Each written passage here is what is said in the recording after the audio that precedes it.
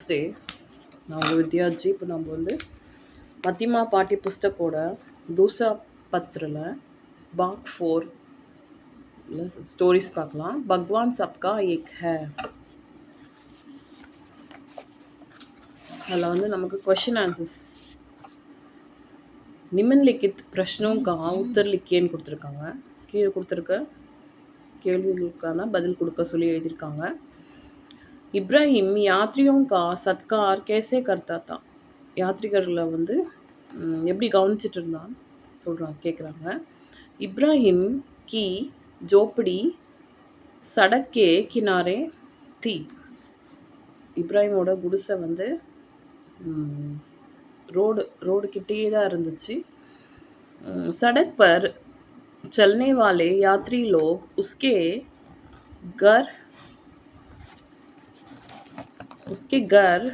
खटखटाते थे. வழியில் போகக்கூடிய யாத்ரிகர்கள் வந்து அவங்க வீடை வந்து கதவு தட்டுவாங்க. இப்ராஹிம் உன்கா உச்சித் சத்கார் கர்த்தா தா. அவங்கள வந்து ஃப்ரீயாக வந்து கவனிச்சிட்டு இருந்தார். खाने से पहले இப்ராஹிம் एक छोटी सी प्रार्थना करता था. சாப்பிட்றதுக்கு முன்னாடி ஒரு சின்ன வேண்டுதல் வைப்பான். யாத்ரி லோக் உசே தௌராத்தே. எப்படி அவன் சொல்கிறான் அந்த பிரார்த்தனை எப்படி சொல்கிறாங்களோ அதே மாதிரி தான் யாத்ரி லோக் ட்ராவலர்ஸும் அது வந்து மறுபடியும் சொல்லிட்டு தான் சாப்பிடுவாங்க. இஸ்கே பாத் சப் லோக் காத்தே. அதுக்கப்புறம் தான் எல்லாருமே சாப்பிட்டாங்க. இப்ராஹிம் கோ கியூ கர்வ் ஹோ கயா. எதுக்கு கர்வமாயிடுச்சுன்னு கேட்குறாங்க இப்ராஹிம்க்கு. இப்ராஹிம் गरीब हो जाने के बाद भी यात्रियों का सत्कार करता था. ஏழையாக இருந்தாலும் ட்ராவலர்ஸ் வரப்போகிற யாத்ரிகர்களை வந்து கவனிச்சிட்டு இருந்தான். इससे उसको बहुत संतोष मिलता था. இதில் வந்து அவனுக்கு வந்து சந்தோஷம் கிடைச்சது. लेकिन कुछ समय बाद उसको कुछ गर्व हो गया. கொஞ்ச நாள் கழிச்சு அவனுக்கு வந்து கர்வம் ஆயிடுச்சு. वह सोचने लगा कि मेरा धर्म के भगवान की दया से ही मैं सब कुछ करता हूँ. என்னோட தர்மத்தோட இறக்கத்தில் தான் கடவுளோட கிருப்பையிலே தான் அவனுக்கு வந்து அவன் இதெல்லாம் செய்கிறான்னு நினைக்கிறான். इसलिए मेरा धर्म ही सबसे ऊंचा है. அதனால அவனோட தர்மம் தான் எல்லாத்தை விட உயர்ந்தது சொல்கிறான். इब्राहिम ने गरीब बूढ़े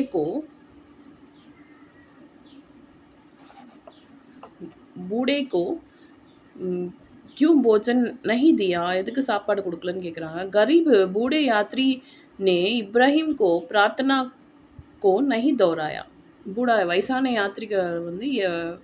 யாத்ரி வந்து ட்ராவலர் வந்து வேண்டுதல் எப்படி அந்த இப்ராஹிம் சொல்கிறானோ அதை வந்து திருப்பி அவன் வந்து रिपीट பண்ணி சொல்லலை. कारण पूछने पर गरीब बूढ़े ने कहा कि वे अग्नि की पूजा करता हूँ. இதுக்கான காரணம் கேட்டதுக்கு நான் வந்து அக்னியை கடவுளாக வேண்டுறவன், அதனால் நீ சொல்கிற மந்திரத்தை என்னால் சொல்ல முடியாதுன்னு சொன்ன உடனே இப்ராஹிமுக்கு வந்து கோவம் வந்துடுச்சு.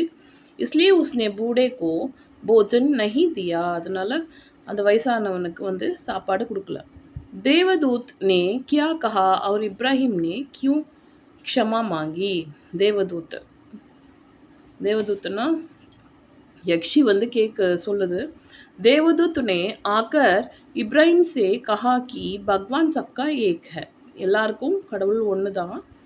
यह सुनकर इब्राहिम की आंखें खुली. இது கேட்டதும் இப்ராஹிமோட கண்ணு திறந்துச்சு. इसलिए उन्होंने बूढ़े के पास जाकर माफ़ी मांगी. அதனால் அந்த வயசானவரை பார்த்து மன்னிப்பு கேட்க போனாங்க. ஏன்னா எல்லாருக்கும் கடவுள் ஒன்று தான்றாங்க. இப்போ நெக்ஸ்ட் சாப்டர் பார்க்கலாம் நம்ம. பகீரத் கா தபஸ்ய. அதனோட क्वेश्चन आंसर्स பார்ப்போம். निम्नलिखित प्रश्नों का उत्तर लिखिएன்னு கொடுத்துருக்காங்க. அமீர் क्यों चिंता में पड़ा. பெரிய பணக்காரன் எதுக்கு இந்த சாப்டர்.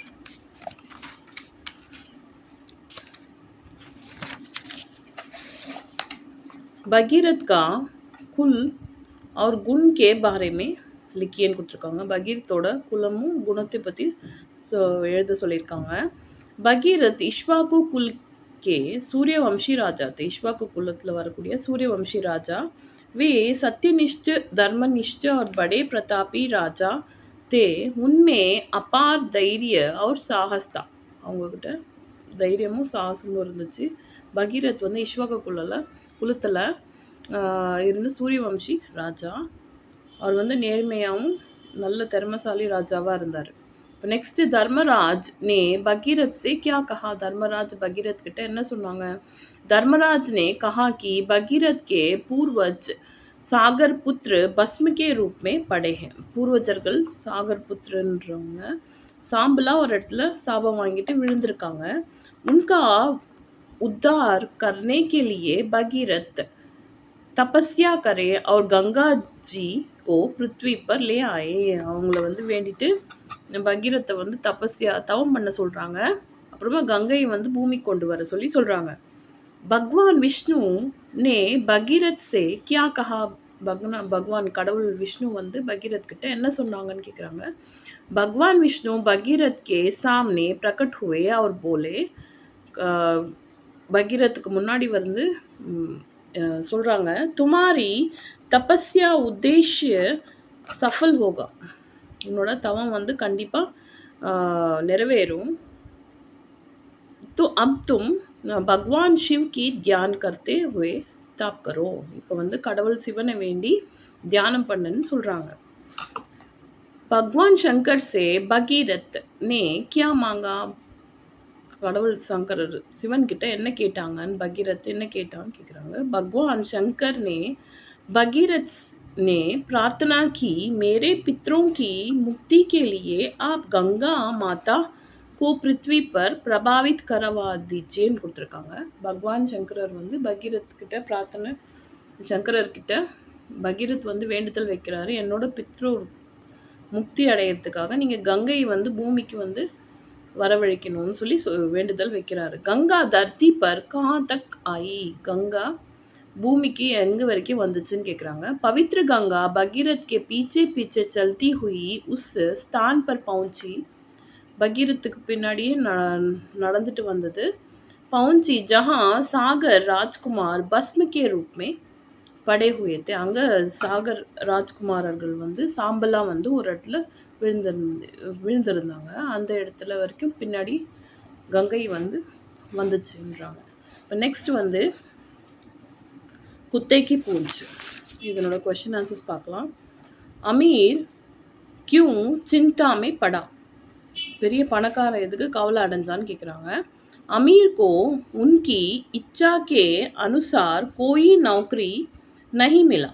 அவங்க விரும்பின மாதிரி எந்த ஒரு வேலையும் கிடைக்கல. इसलिए अमीर चिंता में पड़ा. அதனால பெரிய பணக்காரன் கவலை அடைஞ்சான். भगवान ने अमीर को क्या वरदान दिया. கடவுள் பெரிய பணக்காரனுக்கு என்ன வரம் கொடுத்தான்னு கேட்குறாங்க. अमीर ने ईश्वर से एक अच्छे नौकर की मांग करते हुए प्रार्थना की. ஒரு நல்ல வேலைக்காரனை வேண்டிட்டு வேண்டுதல் வச்சாங்க. जब भगवान उनके सामने आए तो उनसे एक चुस्त एवं पुतली फुतीला नौकर देने के लिए कहा. ஒரு நல்ல வாட்டசாட்டமான வேலைக்காரன் கடவுள் முன்னாடி வந்தால் அவங்ககிட்ட வாட்டசாட்டமான வேலைக்காரனை கேட்டார். ஈஸ்வர்னே ததாஸ்து கஹக்கர் காயப் ஹோ கயே. சரி நீ கேட்ட மாதிரியே நடக்கட்டும்னு சொல்லி மறைஞ்சிட்டாரு கடவுள். பூத் நே அமீர் சே கியா கஹா.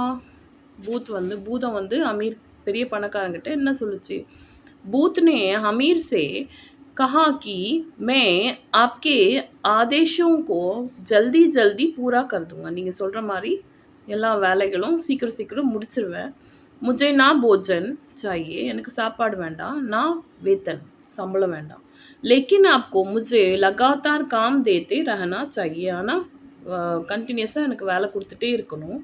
अगर आप काम नहीं दे सकेंगे तो मैं आपको पकड़कर खा जाऊंगा. அப்படி ஏதாவது வேலை கொடுக்கலன்னா நான் உங்களை வந்து பிடிச்சி சாப்பிட்ருவேன்றாங்க. अंत में अमीर ने भूत को क्या काम दिया. கடைசியில் வந்து பெரிய பணக்காரன் பூதத்துக்கு என்ன வேலையை கொடுத்தாங்க. अंत में अमीर ने भूत को कुत्ते की पूंछ सीधी करने का काम दिया.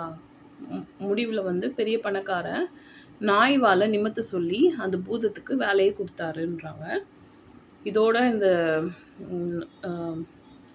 பார்ட் 4ஓட மதியமா சாப்டர்ஸ் வந்து முடியுது. இன்னும் நெக்ஸ்ட்டு கொஷின் ஆன்சர்ஸ் நான் கண்டினியூ பண்ணுறேன். ஏதாவது டவுட்ஸ் இருந்தால் கமெண்ட்ஸில் தெரிவிங்க. உங்களுக்கு இந்த வீடியோ பிடிச்சிருந்தா லைக் பண்ணுங்கள், ஷேர் பண்ணுங்கள், சப்ஸ்கிரைப் பண்ணுங்கள். இது வந்து மதியமாக படிக்கக்கூடிய சில்ட்ரன்ஸ்க்கு எல்லாத்துக்குமே யூஸ்ஃபுல்லாக இருக்கும். தேங்க்யூ.